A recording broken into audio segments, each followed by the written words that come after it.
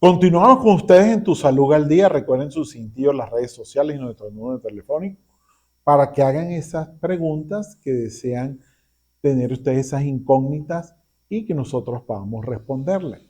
Recuerden que estamos con la doctora Yaxia Castellanos, que es cardiólogo clínico de nuestro estado Trujillo, donde estamos conversando con este importante tema, como es la insuficiencia cardíaca, patología que, gracias a Dios, ha cambiado su terapéutica y puede mejorar significativamente con los nuevos medicamentos que han ido apareciendo.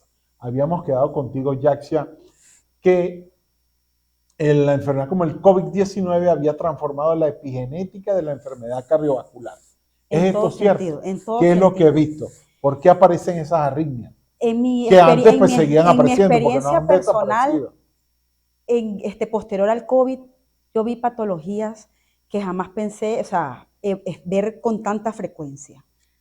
Entre esos, bueno, lo que usted mencionaba, las arritmias. El paciente, una de las principales arritmias que presentaban los pacientes con COVID-19 era la fibrilación auricular. Hacían mucha fibrilación auricular y el paciente pues tenía que ser tratado de forma inmediata. También hacían arritmias de tipo ventriculares, arritmias ventriculares aisladas y arritmias supraventriculares aisladas, pero la más frecuente fue la fibrilación auricular, en mi experiencia. Otros desarrollaban insuficiencia cardíaca porque simplemente desarrollaban lo que se llama una miocardiopatía dilatada, el ventrículo izquierdo se dilataba y hacían clínicas de insuficiencia cardíaca. Otros pacientes presentaban inflamación de una telita que cubre el corazón que se llama pericardio y ella al inflamarse pues favorece la formación de líquido y se producía líquido alrededor del corazón, que en muchos casos era tanta la cantidad de líquido que podía llevar al paciente a un taponamiento, a lo que nosotros llamamos taponamiento cardíaco. También lo presenté, lo vi en muchas ocasiones posterior al COVID.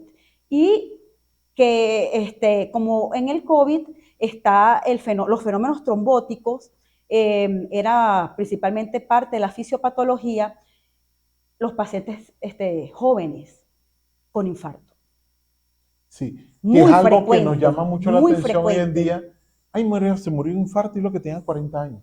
Se murió de COVID, infarto y lo que tenía era 30 años. COVID. Se murió Ujú. recientemente una muchacha, tenía 23 años y era linda y bella y murió de infarto. O sea, Ah, eso lo estamos viendo. No sé sí, si antes yo era lo así vi. tan frecuente, pero hoy en día vemos que pacientes jóvenes tienen muerte súbita por infarto y no tienen una enfermedad cardiovascular Viral, preexistente.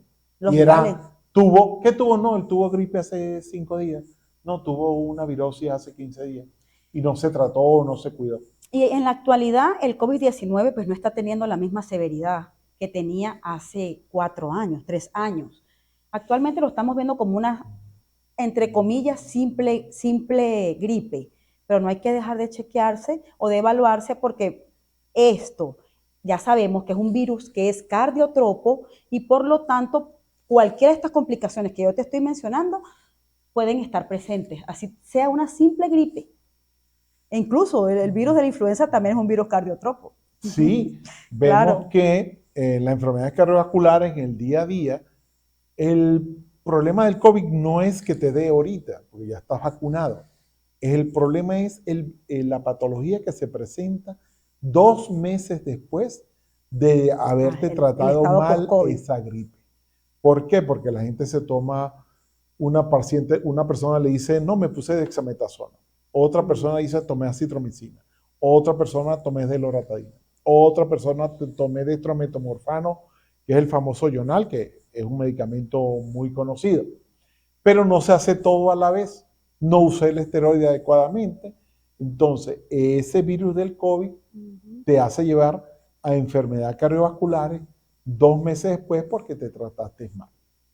Y anteriormente se pensaba que el que estaba más propenso, y es así, para las enfermedades cardiovasculares asociadas al COVID era el que era hipertenso, el diabético, el que había tenido un infarto, pero en la actualidad yo he visto personas que no tienen ningún factor de riesgo y tienen síntomas como los que les acabo de mencionar, sin ningún factor de riesgo, personas sanas.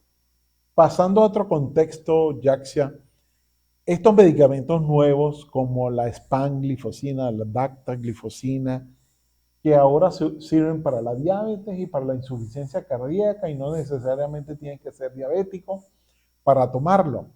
Y han tenido un revuelo sumamente importante en el tratamiento de la insuficiencia cardíaca y el paciente mejora. Así es. ¿A qué se debe esto, que estos nuevos medicamentos mejoren tanto a la Los persona? ISGLT2, los inhibidores del cotransportador sodio-glucosa a nivel del túbulo contorneado proximal.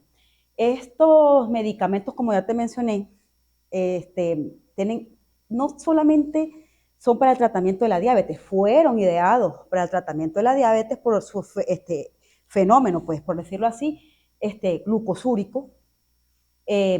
Al favorecer la glucosuria, favoreces la natriuresis también y tiene un efecto diurético, ¿me entiendes? Lo que mejora el paciente con insuficiencia cardíaca. ¿Por qué? Porque normalmente el paciente con insuficiencia cardíaca, como hay una falla en lo que es la función de bomba del corazón, no tienen la misma capacidad que una persona normal del manejo de los líquidos. Y por lo tanto, estos medicamentos, al tener este fenómeno o este efecto pleiotrópico, por decirlo así, porque no fue inventado para eso, pero lo tiene, que es el efecto diurético. Aunado a eso, pues también estos medicamentos, no tanto por la parte de su efecto diurético, sino que también pueden disminuir la precarga. Al disminuir la precarga, favorece o mejora las cifras de presión arterial, lo que es muy bueno para el paciente con insuficiencia cardíaca también. Ajá. También estos pacientes que consumen este tipo de medicamentos mejoran la hipertensión arterial también. Aquel paciente que tenga hipertensión arterial e insuficiencia cardíaca, pues ya sabemos que va a tener el efecto hipotensor de estos medicamentos que en combinación con un ARNI, pues va a potenciar el efecto hipotensor y va a mejorar las cifras de presión arterial. Pero ¿en quién tenemos que tener cuidado? En aquellos pacientes que están con insuficiencia cardíaca, pero que manejen cifras de presión arterial normales. Por lo tanto, en este grupo de pacientes se debe vigilar las cifras de presión arterial para evitar la hipotensión. ¿Y a qué crees que se deba que la tecnología médica se haya modernizado, que una cosa sirva para otra y no destinado para una sola cosa? Y tenemos el uso de los diuréticos que también ha mejorado mucho.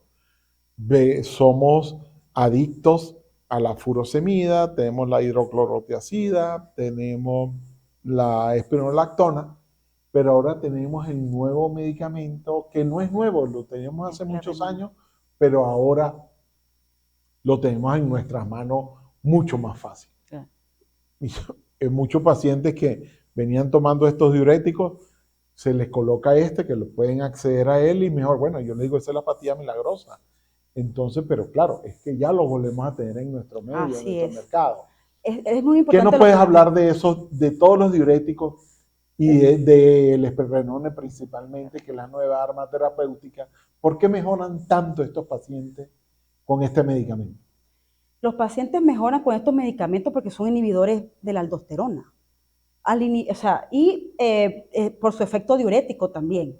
Son medicamentos que mejoran la diuresis y, como ya les mencioné, al presentar falla de bomba, con estos medicamentos, pues el paciente mejora la depresión del volumen y menos volumen retenido. ¿Qué pasa? Cuando el paciente no consume muchos líquidos o no consume los diuréticos adecuados o la cantidad de diuréticos adecuados, el líquido se va a acumular. ¿Y dónde se va a acumular principalmente? En los pulmones. Y el paciente, si no recibe la terapia adecuada, y es una terapia que es crónica, el paciente puede llegar hasta un edema agudo de pulmón. Como el doctor mencionaba, existen estos nuevos medicamentos, el archiconocido, la espironolactona, que para mí es el caballito de batalla, y actualmente la esplerenona son excelentes medicamentos, no tanto por este efecto diurético, sino que también gracias a estos efectos pleiotrópicos, también ellos van a la larga a mejorar lo que es el remodelado adverso que conlleva a la hipertrofia o a la dilatación de estas fibras miocárdicas que yo les hablé al principio. Ese es uno de los mejores efectos que tienen estos medicamentos. ¿Debemos dejar de utilizar los otros diuréticos para colocar este o tenemos que llevar No. precio-valor, precio-beneficio? Si el paciente ¿O tiene alguna indicación especial para usar la esplerenona y no usarlo directamente? ¿Qué le podríamos decir a los médicos que no ven este programa y a los pacientes? Porque de repente ven este programa y dicen, no, me voy a cambiar. Y a veces, como aquí no hay una dirección adecuada sobre la farmacia, pues va y lo compra o no. Pues la doctora dijo por televisión que me tomara este, ¿verdad? Entonces yo voy a cambiar, pero en ese contexto, no es lo correcto. Nosotros tenemos ¿Cuál es el paciente que se le debe indicar eso? En ese contexto tenemos que evaluar cómo se presenta el paciente. Si el paciente te llega con una clínica de insuficiencia cardíaca, con crepitantes, que incluso amerita hospitalización, ahí el diurético caballito de batalla es la furosemida. Tú tienes que indicarle su furosemida y posteriormente para el tratamiento crónico o el tratamiento para la casa, también dependiendo de cómo está la función renal, el paciente debe tener una tasa de filtración glomerular mayor de 30 para que puedas indicar estos medicamentos. Eso es muy importante, y que la creatinina esté por debajo de 1,6 miligramos por decilitro. Si el paciente tiene estas condiciones y tú le puedes indicar este tipo de diurético,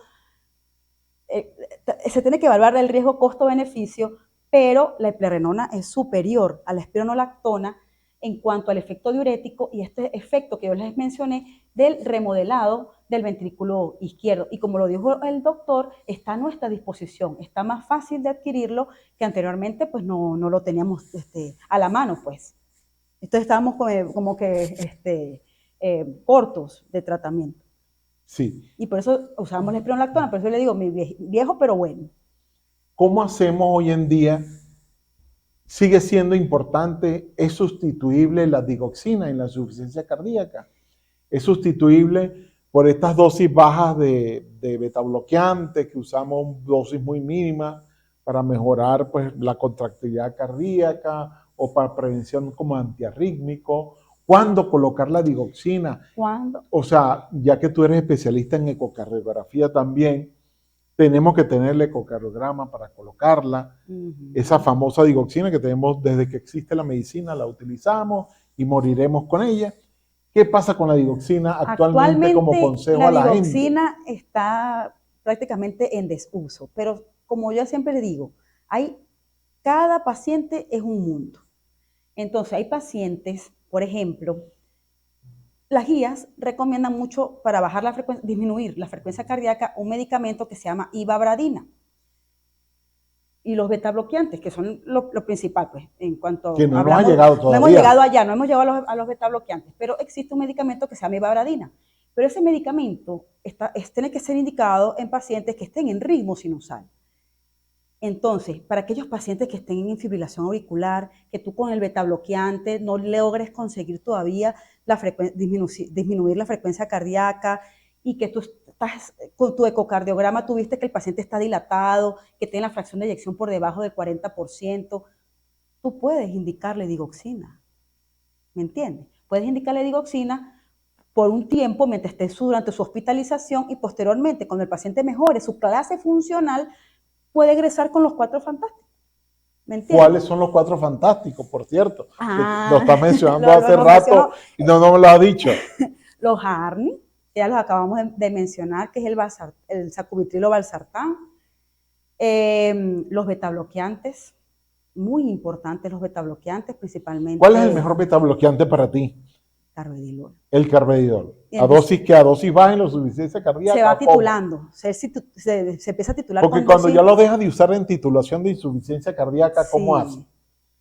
¿Lo sigue teniendo su beneficio? ¿Se aumenta la dosis o la insuficiencia cardíaca? Sí, él se empieza a titular con dosis muy bajitas dependiendo si el paciente está congestivo. Independientemente si el paciente esté congestivo o no, no es contraindicado empezar con el betabloqueante. Lo importante es no iniciar con dosis altas. Entonces se tiene que iniciar con dosis bajas y posteriormente se va titulando. En el caso del carvedilol se puede llegar a una dosis de 25 a 50 miligramos en 24 horas. existe otro muy bueno que es el bisoprolol y el metoprolol succinato. El metoprolol tartrato no. El metoprolol succinato es el que está indicado en pacientes con insuficiencia cardíaca.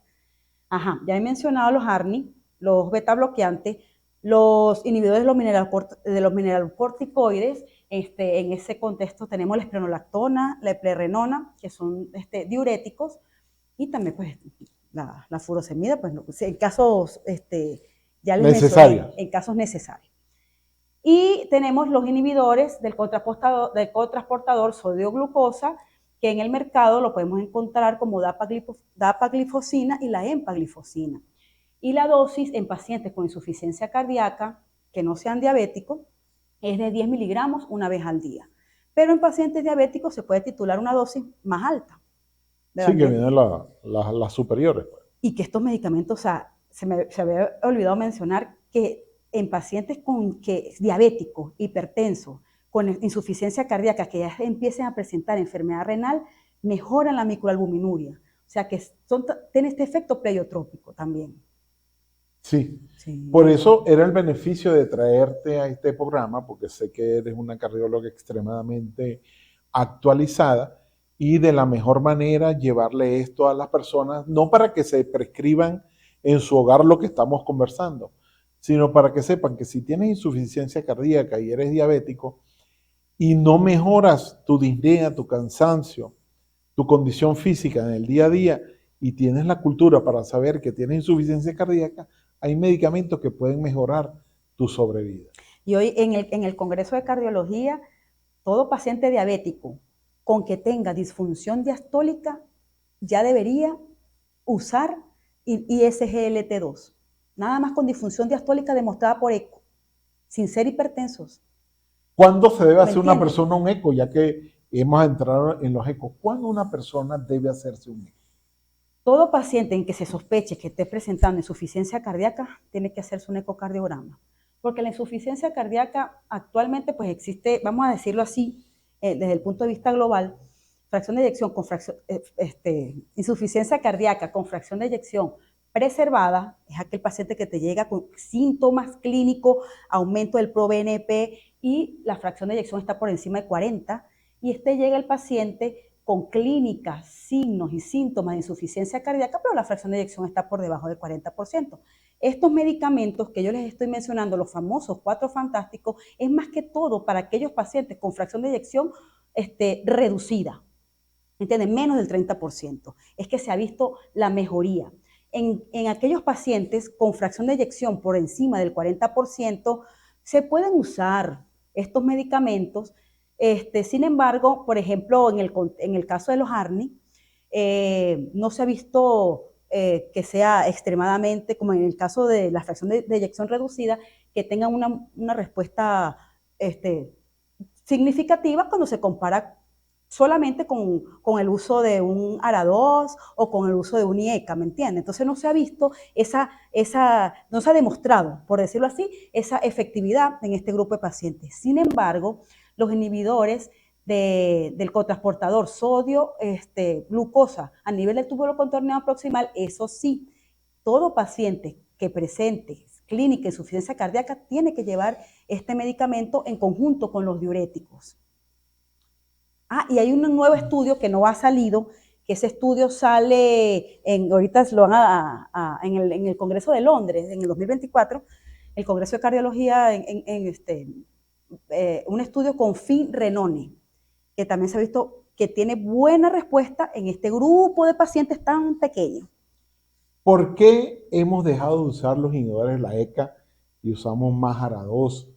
Y en verdad que, bueno, cuando nos formamos hace mucho tiempo, el ramipril, lisinopril o enalapril eran imbatibles y hoy en día pues prácticamente no lo usamos. ¿Cuál fue su importancia? Porque tuvieron una importancia en un determinado momento, pero de esto vamos a hablar después que regresemos de este breve corte. Recuerden las redes sociales para que nos envíen esas interrogantes desde sus hogares y poderles responder todas esas preguntas. Recuerden que quedamos con la doctora Yaxia Castellanos, que es cardiólogo clínico de nuestro estado Trujillo. Ya regresamos.